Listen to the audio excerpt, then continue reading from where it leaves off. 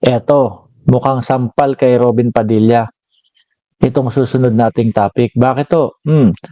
Biruin mo yung kampo o yung staff ni Zubiri, no?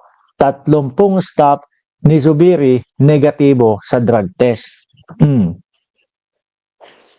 Naalala nyo ba yung issue doon sa kampo ni Robin Padilla?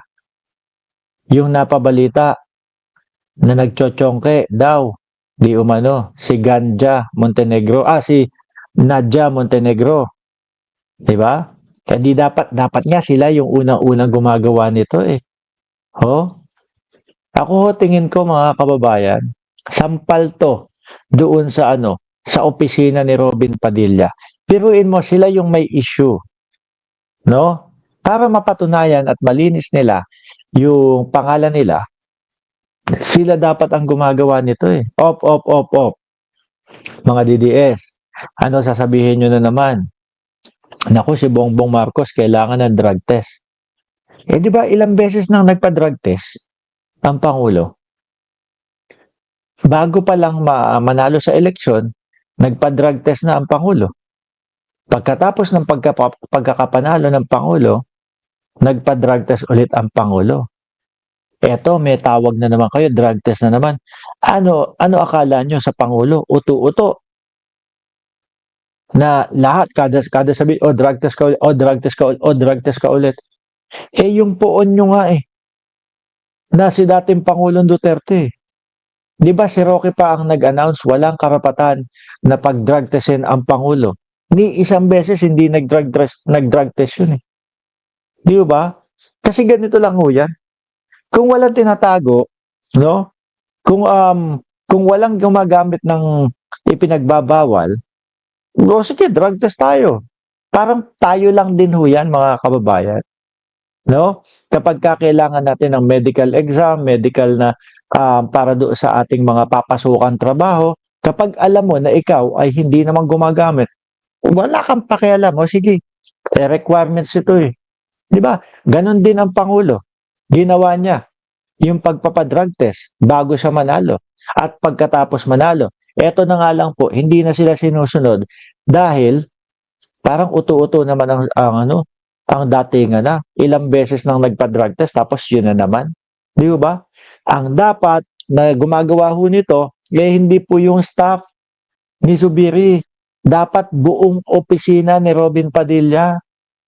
Ano ho? Dahil sila yung nagkaroon ng issue na nagchochongke. Nasagot ba? Hindi. Sabi lang nila is, wala na po.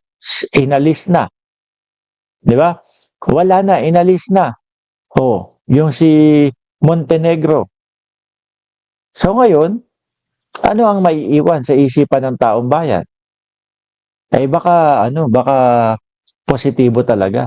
Kasi hindi man lang nila binigyan ng kaukulang pansin na pag-drug testin at sabihin, eto, wala talagang gumagamit o wala talagang nagchochongke sa isa sa mga staff ko. At si Nadia Montenegro ay hindi gumagamit. Kasi mga bossing,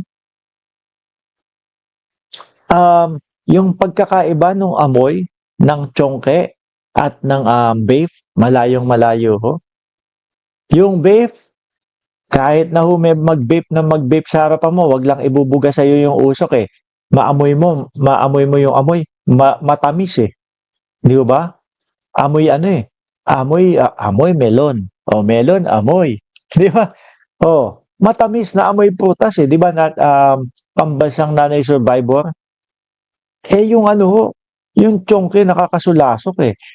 At isa pa ho, mga kababayan, ang sabi, yung mga sergeant at arms dyan, mga dating pulis o yung mga dating talagang bihasa na makaamoy kung ano yung pagkakaiba ng vape at ng chongke. Ano ginawa nung kampo ni Robin Padilla? Wala lang, deadma. Ngayon, nasa si Robin Padilla. Wala lang, nasa labas ng bansa ata. Walang pakialam. Ano po? Ganon-ganon lang yon. Nagmumukhang kalye sa kanila ang Senado. Sabi ni Sir Eseng Mariano, si Inday Sayad ang presidente ng mga inutil at utu-utong tangambo. Grabe naman kayo sa mga DDS. Nakakaawa na naman. Oh, hindi kasi, hindi ko kayo masisisi eh. Diyan sa mga ganyang ekspresyon nyo sa kanila eh. Kasi biruin nyo, araw-araw na ginawa ng Diyos, isang oras tayong nagsasalita, hindi man lang nila hindi man lang nila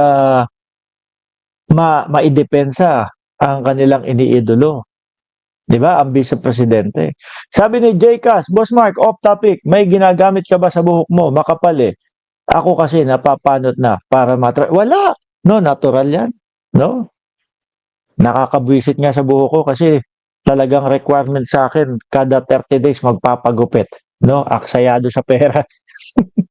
Every 30 days kailangan magpagupit kasi kaya madalas nyo din ho akong nakikita na laging nakasombrero, naka-cap, naka-hat.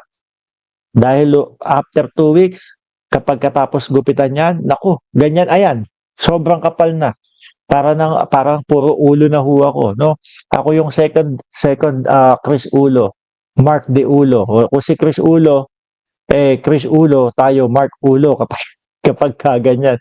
Sobrang kapal. Anyway, deadma oh, parang walang nangyari. 'Di ba? Parang walang nangyari doon kay Robin Padilla, parang hindi nila alintana yung may nahuli sa staff nila, 'di ba? Na nagbe-vape. Sabi nagbe-vape daw eh. Pwede paniwalaan natin, no?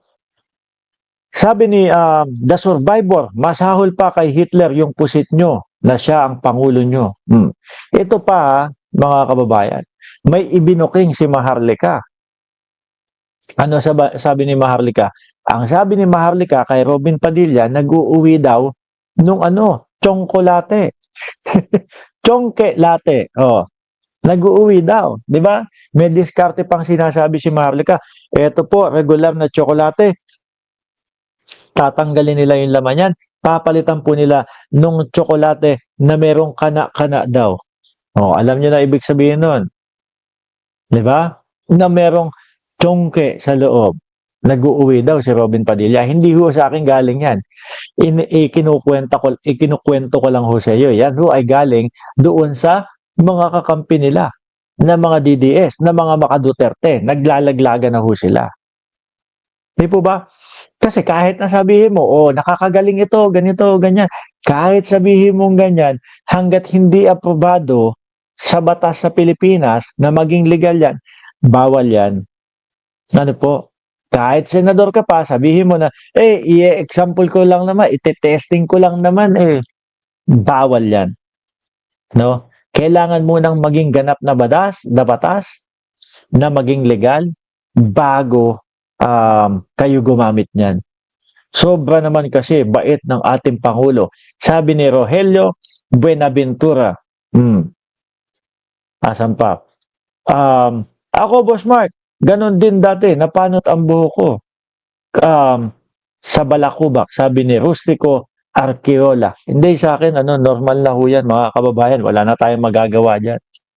Anyway, mga bossing, Robin, kailan kaya kayo? Doon sa kampo ninyo, kailan ang inyong drug test? No? Ikaw, mahilig ka ding sumigaw ng may pa-drug test. Kayo naman, no? Para masagot nyo, yung Pangulo, dati patapos. Nakadalawang beses na. Kayo naman, di ba? Kayo kasi yung may issue talaga. Ngayon, no, mga bossing,